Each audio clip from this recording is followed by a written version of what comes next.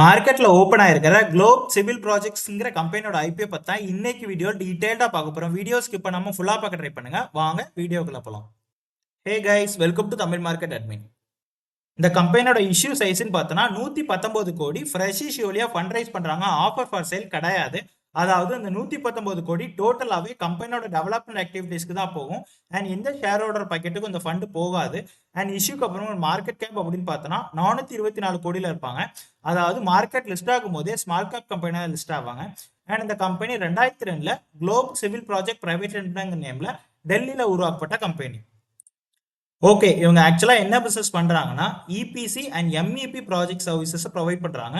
அதாவது இபிசினா ஒரு building கட்டுறதுக்கான project design மாதிரியான இன்ஜினியரிங் ஒர்க் அண்ட் தேவையான மெட்டீரியல்ஸ் அண்ட் எக்யூப்மெண்ட் பர்ச்சேஸ் பண்ற மாதிரியான ப்ரொக்யூர்மெண்ட் ஒர்க் அண்ட் பில்டிங் கட்டுற மாதிரியான கன்ஸ்ட்ரக்ஷன் ஆக்டிவிட்டி, இது எல்லாமே இவங்களே மேனேஜ் பண்றாங்க. சிம்பிளா இபிசின்னு சொல்ல போற engineering work, procurement work and construction work, இது எல்லாமே இவங்க பண்ணி கொடுக்குறாங்க. அண்ட் ஆல்சோ இது மட்டும் இல்லாமல் எம்இபின்னு சொல்ல போகிற மெக்கானிக்கல், எலக்ட்ரிக்கல் அண்ட் பிளம்பிங் ஒர்க்கும் இவங்களே பண்ணுறாங்க. ஸோ ஒரு ப்ராஜெக்ட்ஸ்னு எடுத்துக்கிட்டோம்னா A to Z எல்லா ஒர்க்குமே இவங்களே இவங்க கிளைண்ட்டுக்கு பண்ணி கொடுத்துட்டு இருக்காங்க. அண்ட் ஆல்சோ இவங்களோட பிஸ்னஸ் செக்மெண்ட்னு பார்த்தோன்னா பில்டிங்ஸ், எஜுகேஷன் இன்ஸ்டிடியூஷன், ஹாஸ்பிட்டல் மாதிரியான சோசியல் அண்ட் கமர்ஷியல் ப்ராஜெக்ட்ஸ் பண்ணுறாங்க. And national and state highway roads, bridges, airport and railway terminal மாதிரியான டிரான்ஸ்போர்ட் அண்ட் லாஜிஸ்டிக்ஸ் ப்ராஜெக்ட் பண்ணுறாங்க. And also commercial officers and housing ப்ராஜெக்ட்ஸும் பண்ணி கொடுத்துட்டு இருக்காங்க.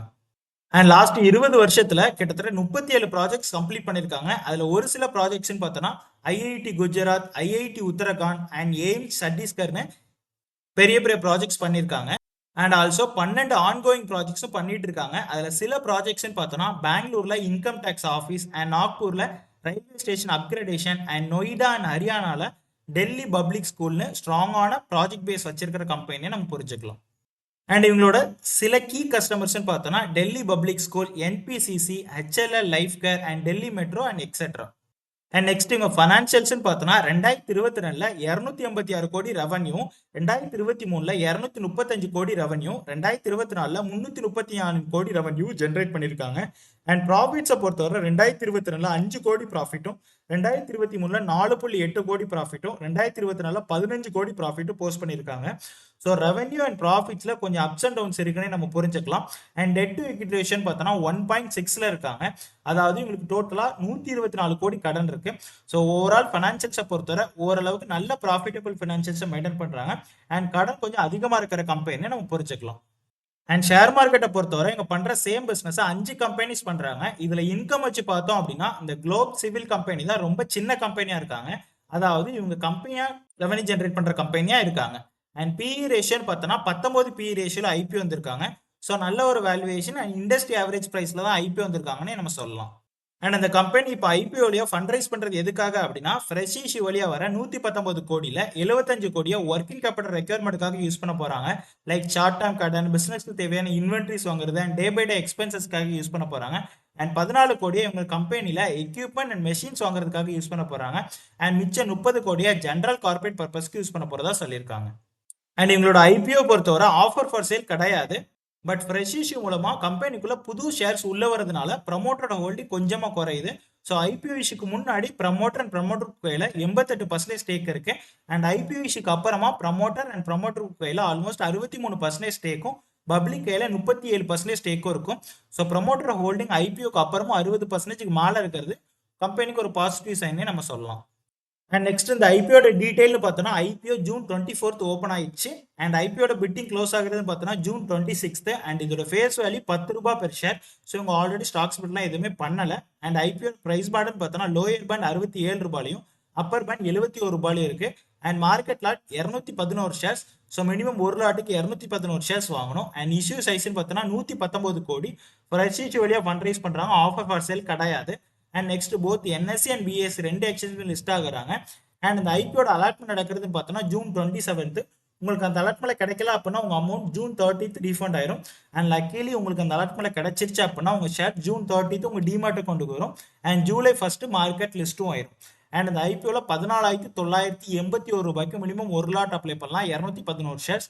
அண்ட் மேக்ஸிமம் 1,94,753 ரூபாய் வர 13 லாட் வரை அப்ளை பண்ணிக்கலாம். அண்ட் அந்த ஐபிஓட ரிசர்வேஷன் பார்த்தோன்னா நம்மள மாதிரியான ரீட்டைல் இன்வெஸ்டருக்கு 35% அலோகேட் பண்ணியிருக்காங்க. அண்ட் என்ஏபிஎஸ்க்கு 15%, கியூஏபிஎஸ்க்கு 50% ரிசர்வ் பண்ணியிருக்காங்க. அண்ட் இவங்களோட கிரே மார்க்கெட் ப்ரீமியம் அரௌண்ட் 5 ரூபாயில இருந்து இன்க்ரீஸ் ஆகி இப்போ 14 ரூபாய் வரைக்கும் ட்ரேட் ஆகிட்டு இருக்காங்க. ஸோ இதே மாதிரி மார்க்கெட் கண்டிஷன் கண்டினியூ ஆச்சு அப்படின்னா அரௌண்ட் 85 ரூபாய் பிரைஸ் ரேஞ்சில் 20% லிஸ்டிங் கெயினோட மார்க்கெட் லிஸ்ட் ஆகிறதுக்கான சான்சஸ் இருக்கு. ஓகே, ஃபைனலா என்னோட டிசிஷன் என்ன அப்படின்னா, ஆல்மோஸ்ட் 20 வருஷத்துக்கு மேல இந்த கன்ஸ்ட்ரக்ஷன் இண்டஸ்ட்ரியில இருக்கிற ஸ்ட்ராங்கான பிளேயர். அண்ட் இந்தியாவில் 11 ஸ்டேட்ஸ்ல 37 ப்ராஜெக்ட்ஸ் கம்ப்ளீட் பண்ணியிருக்காங்க. அண்ட் 12 ப்ராஜெக்ட்ஸ் ஆன் கோயிங் இப்போ பண்ணிட்டு இருக்காங்க. அண்ட் ஆகஸ்ட் 2024 வரை ஆல்மோஸ்ட் 890 கோடிக்கு ஹெல்த்தியான ஆர்டர் புக் வச்சிருக்காங்க. And experienced promoter and management team வச்சிருக்காங்கன்னே சொல்லலாம். அண்ட் நெகட்டிவ்ஸ்னு பார்த்தோம்னா, இது ஹை காம்படிஷன் இருக்கிற இண்டஸ்ட்ரி. ஃபார் எக்ஸாம்பிளுக்கு ஒரு ப்ராஜெக்ட்ஸ் உங்களுக்கு வருது அப்படின்னா, ஒரு டெண்டர் வருது அப்படின்னா அதுல காம்படிஷன் அதிகமா இருக்கும். அண்ட் அது மூலமா பிரைஸ் வார் நடக்கும். இது மூலமா இவங்களோட ப்ராஃபிட் மார்ஜினுமே ரொம்பவே கம்மியாகும். ஸோ காம்படிஷன்னால இவங்க பிரைஸ் அதிகமா இவங்க ப்ராஜெக்ட்ஸ்க்கு கோட் பண்ண முடியாது. அண்ட் நெக்ஸ்ட் இவங்க அதிகமா கவர்மெண்ட் ப்ராஜெக்ட்ஸ் தான் அதிகமா டிபெண்ட் பண்ணியிருக்காங்க. அதாவது சிபிடபிள்யூடின்னு சொல்ல போற சென்ட்ரல் பப்ளிக் ஒர்க் டிபார்ட்மெண்ட், இவங்களோட சென்ட்ரல் கவர்மெண்ட் ஏஜென்சி தான் சிவில் அண்ட் கன்ஸ்ட்ரக்ஷன் ஆக்டிவிட்டிக்கு இந்தியாவில் ரெஸ்பான்சிபிள்னு சொல்லலாம்.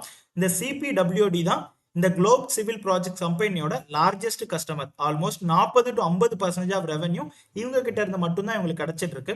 ஸோ கவர்மெண்டோட டிபெண்டன்சி ரொம்பவே அதிகமாக இருக்கு இந்த கம்பெனியை பொறுத்தவரை. அண்ட் ஃபைனான்சியல்ஸ்ல கொஞ்சம் அப்ஸ் அண்ட் டவுன்ஸ் இருக்கு. பட் இப்போ ரீசன்லாம் நல்லாவே ரெக்கவர் ஆகி நல்ல ப்ராஃபிட்ஸ் போஸ்ட் பண்ணியிருக்காங்க. அண்ட் கடனை பொறுத்த வரைக்கும் கொஞ்சம் அதிகமாக இருக்கிற கம்பெனி தான். பட் கண்டினியூஸாக ப்ராஃபிட் போஸ்ட் பண்ணியிருக்காங்க. இது நல்ல பாசிட்டிவான விஷயம் ஃபைனான்சியல்ஸை பொறுத்தவரை. அண்ட் இதுவரை லாஸ் மேக் பண்ணாத கம்பெனி. அண்ட் மற்றபடி கிரே மார்க்கெட் ப்ரீமியம் நல்லா இருக்கு. அண்ட் ஆல்மோஸ்ட் 20% ப்ரீமியம்ல ட்ரேட் ஆகிட்டு இருக்காங்க. So short term investor and listing கெயின்காக அப்ளை பண்றவங்க இந்த ஐபிஓல கண்டிப்பாக அப்ளை பண்ணலாம். டீசனான லிஸ்டிங் கெயின் வரதுக்கான சான்சஸ் இருக்கு. நான் இந்த வீடியோவை அப்லோட் பண்ணிட்டு இருக்கிற இந்த டே கூட கிரே மார்க்கெட் ப்ரீமியம் இன்னும் கொஞ்சம் இன்க்ரீஸ் தான் இருக்கு. ஸோ கண்டிப்பாக இந்த ஐபிஓல அப்ளை பண்ணலாம். அண்ட் லாங் டேர்ம் இன்வெஸ்டர் பொறுத்தவரை இந்த செக்டர்ல உங்ககிட்ட வேற ஸ்டாக் இல்லைன்னா இந்த கம்பெனில கண்டிப்பா அப்ளை பண்ணலாம். நெகட்டிவ்ஸ் பெருசா எதுவுமே இல்லை. கடனும் காம்படிஷனும் கொஞ்சம் அதிகம். மற்றபடி எல்லாமே ஓகே தான் இந்த கம்பெனியை பொறுத்தவரை. சூப்பரான ஸ்டாக்கும் இல்லை, மோசமான ஸ்டாக்கும் இல்லை, ஓரளவுக்கு ஆவரேஜான ஸ்டாக். ஸோ அப்ளை பண்றவங்க கண்டிப்பா அப்ளை பண்ணலாம், ஒரு பிரச்சனையுமே இல்லை. அண்ட் இந்த வீக்ல இது மட்டும் இல்லை, இதை தவிர இன்னும் 2 to 3 ஐபிஓஸ் ஓப்பன் ஆக போகுது. அதுலயுமே இன்னொரு கன்ஸ்ட்ரக்ஷன் கம்பெனியுமே இருக்கு. ஸோ அதையும் பேஸ் பண்ணி இதை அப்ளை பண்ணுங்க. அண்ட் நான் பர்சனலாக இந்த ஐபிஓல அப்ளை பண்ணலாம் அப்படின்னு தான் ஒரு பிளான்ல இருக்கேன். அண்ட் நீங்களும் இந்த ஐபிஎல் அப்ளை பண்றீங்களா இல்லை ஸ்கிப் பண்றீங்களாங்கிறத பத்தி கமெண்ட்ல சொல்லுங்க.